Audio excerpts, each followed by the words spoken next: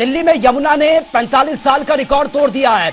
यमुना का level 207.55 metre तक पहुंच चुका है और दिल्ली में अब बाढ़ का खतरा मंडराने लगा है।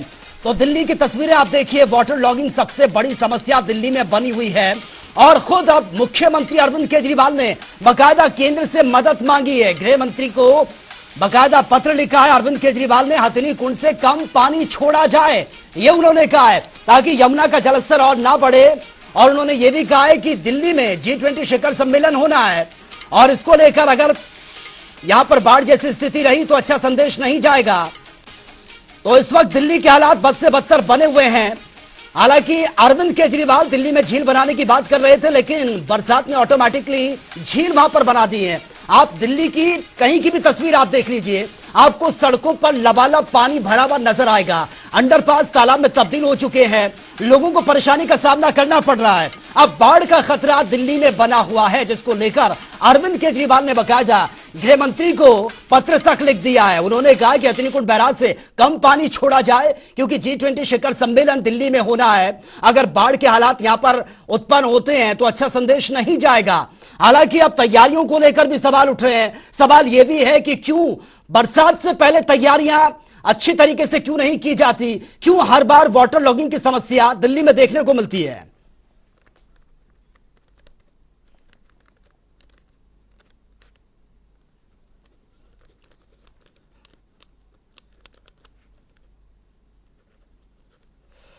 और हमारे साथ BJP spokes person Raman Malik इस वक्त हमारे साथ फोन लाइन पर बने हैं। रमन मलिक जी, स्वागत है आपका जनता टीवी में। जी नमस्कार। रमन मलिक जी, दिल्ली की तस्वीरें हम देख रहे हैं, वाटर लॉगिंग सबसे बड़ी समस्या बनी हुई है। अब तक तो ट्रैफिक के जैम से लोग परेशान थे, लेकिन अब जिस तरह से बरसात हो रही है, पूरी दिल्ली तालाब में तब्दील है। क्या कहेंगे आप? देखिए, मैं ये मानता हूं कि सबसे पहले तो जो आसमानी आफत हमारे पास आई हुई है, पूरा उत्तर भारत और कुछ हिस्से पाकिस्तान के भी बुरी तरह से इफेक्टेड है जी।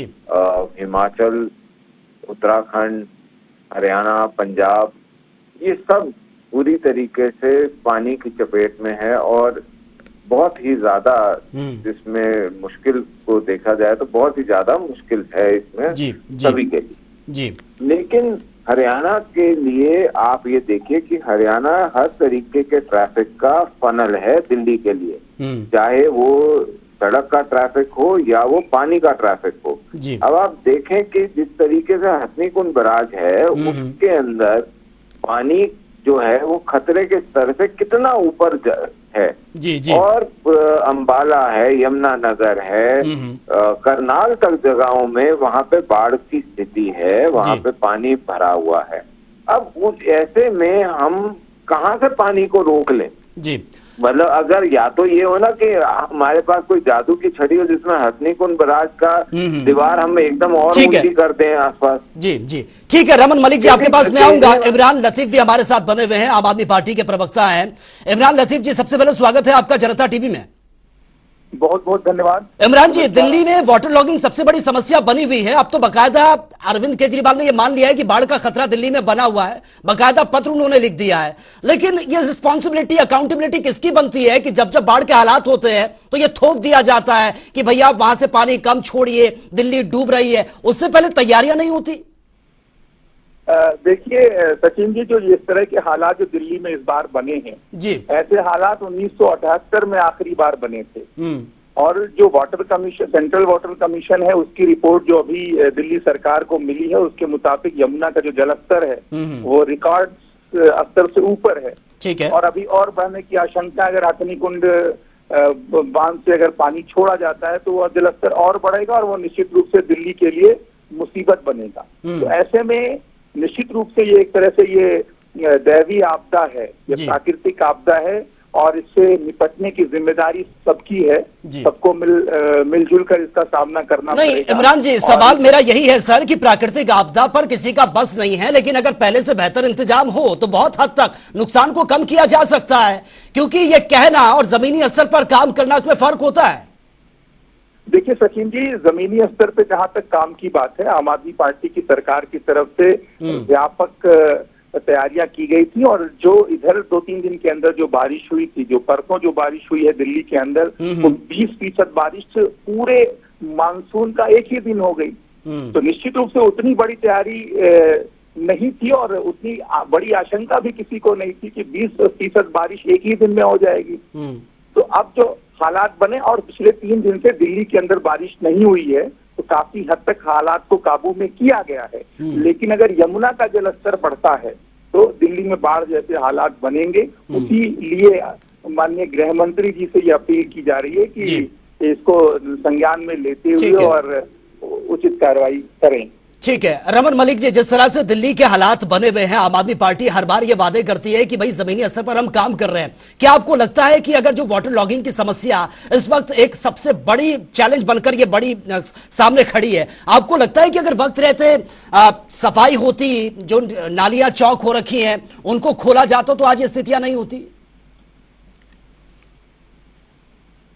भी इनकी पोल खोली है और दिल्ली की जनता ने भी दिल्ली के अंदर किस तरीके की दृश्य देखे हैं, वो उनको ये स्मरण कराता है कि जैसे रौद्र रूप में पहाड़ों में नदियां चल रही थी, वैसा ही बहाव श्रीनिवासपुरी हो या दूसरी जगहें हो वहां पे हुआ है। अब विषय ये आता है कि चाहे वो पीडब्ल्यूडी हो, एमसीडी हो या अन्य जो विभाग हैं, वो सारी सड़कें बैठ रही थी, वो सारी नालियां जाम हो रही थी। इनके रिश्तेदारों को इन्होंने जो नौकरियों पे रखा हुआ, दिनों दिन हर रोज 2, 3, 4 आ जाते हैं सामने। किसी को 1 लाख, किसी को 60,000, किसी को 80,000, किसी को 2 लाख रुपए, ये तनख्वाहें दे दे के उसको अपने रिश्तेदारों को दे रहे हैं। तो मेरा ये पूछना ये है कि क्या ये जो प्रचार का माध्यम रहता है और अपने रिश्तेदारों को तनख्वाहें मोटी मोटी पहुंचाने के अलावा क्या जनता के लिए कभी कुछ सोचेंगे? और अरविंद केजरीवाल जहां तक हैं, उनको वो पाखंड में 1 नंबर के व्यक्ति हैं। मैं उनसे ये पूछना चाहता हूं कि जी कौन सा महकमा उनके पास है? एक भी तो महकमा नहीं है।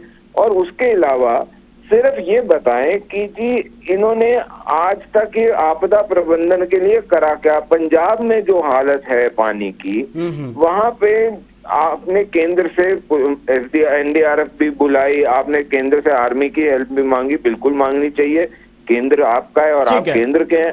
लेकिन मैं ये पूछना चाहता हूं कि अगर आप ये चिट्ठी लिख रहे हैं तो कम से कम ये तो बताएं कि हरियाणा पानी हथनी कुंड का कहां संजो के रखे। ठीक है, और जब इमरान जी जवाब दीजिए सर, समय का अभाव है, जवाब दीजिए। तो धक्के एक एक करके कई सारे सवाल कर दिए हैं हमारे साथी ने। मैं एक एक सवालों का जवाब देता हूं। जहां तक आम आदमी पार्टी के काम करने की बात है, तो इस बाढ़ से निपटने के लिए, पानी की समस्या से निपटने के लिए जितने पंपिंग स्टेशन पहले दिल्ली के अंदर थे, पहली बात उनकी संख्या में वृद्धि की गई, उनके जो पावर में वृद्धि की गई, उनकी क्षमता में वृद्धि की गई और पूरी तैयारी की गई थी। जितनी एक्सपेक्टेड बारिश की उम्मीद थी उस हिसाब से तैयारियां मुकम्मल थी, कहीं कोई समस्या नहीं थी।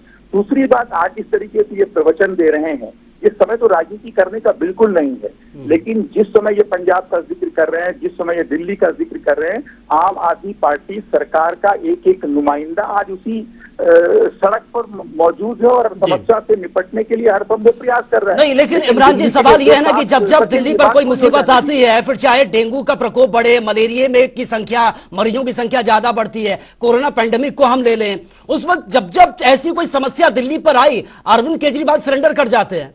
ऐसा क्यों? उन पर बैलेंस मैनेज नहीं होती चीजें, वो बैलेंस नहीं कर पाते? बिल्कुल सरेंडर नहीं किया है, ये गलत शब्द का इस्तेमाल है।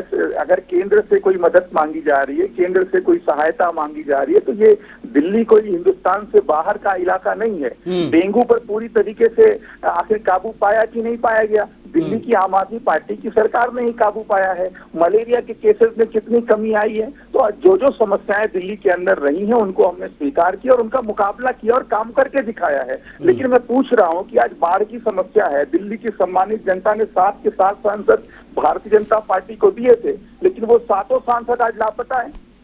आम आदमी पार्टी का एक एक विधायक, एक एक मंत्री, पार्टी का एक एक नुमाइंदा सड़कों पर है, वो हर संभव मदद करने का प्रयास कर रहा है और जमीन पर रह के कर रहा है, लेकिन इनके सारे नेता गायब हैं। पंजाब के अंदर पंजाब का मुख्यमंत्री, आप पहले आप देखते थे कि मुख्यमंत्री हेलीकॉप्टर से चीजों का जायजा लेते थे, बाढ़ का और तमाम आपदा का। पहली बार ऐसा हो रहा है कि भगवंत मान साहब जैसा मुख्यमंत्री है जो जमीन पर उतर कर, जो सड़क पर उतर कर चीजों को देख रहा है और उसको ठीक करने का प्रयास कर रहा है। तो इसकी तो सराहना की जानी चाहिए जो प्रयास। नहीं ठीक है इमरान जी, लेकिन जमीनी हालात जो हैं वो बद से बदतर इस वक्त बने हुए हैं बरसात में दिल्ली के, क्योंकि अगर आप भी सड़कों पर निकले होंगे तो आपने भी देखा होगा कि पैदल चलने वालों तो भूल ही जाइए, उसके लिए कोई रास्ता नहीं बचा है। चलिए बहुत बहुत शुक्रिया इमरान जी आपका और रमन जी आपका भी हमसे जुड़ने के लिए।